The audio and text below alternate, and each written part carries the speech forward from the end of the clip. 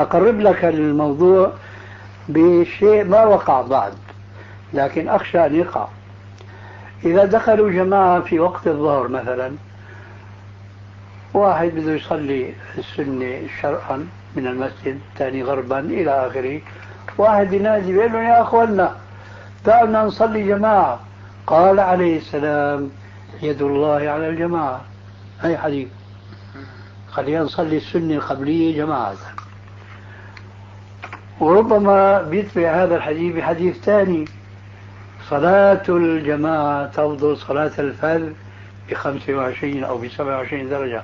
وربما بيلحقه بحديث ثالث، صلاة الرجل مع الرجل أذكى من صلاته وحده، وصلاة الثلاثة أزكى من صلاة الاثنين، وهكذا. أحاديث صحيحة لكن استدلال غير صحيح. يا ترى بإيش بدنا نرد نحن يا أستاذ على هؤلاء الذين استدلوا علينا في هذه الظاهرة هي في التجميع لصلاة السنة؟ ما في عنا حديث أن الرسول قال لا تصلوا السنة القبلية جماعة، ما في عنا هيك حديث. لكن شو عنا؟ فعل النبي عليه السلام. نعم، فعل النبي والصحابة. أيوة، بارك الله فيك. فهل فعل الصحابة هذا؟ الجواب لا. يا ترى فهموا الأحاديث هذه فهما صحيحا؟ الجواب بلى. ترى فهمهم كان كفهمك أنت؟ الجواب لا. لأنه لو كان الجواب بلى أيضا، هل تركوا تطبيق ما فهموا وجيت أنت تستدرك أنت حيث شاركتهم في ما فهموا لكن خالفتهم في التطبيق لأنه هن ما طبقوه؟ الجواب لا.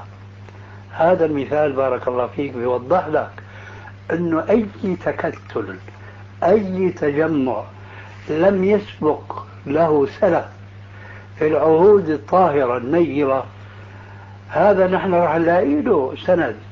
مثل ما هذا الرجل لقى له 3 سندات، 3 أحاديث، لكن الاستدلال بهذه الأحاديث خطأ لأنه السلف ما فعلوا هذا.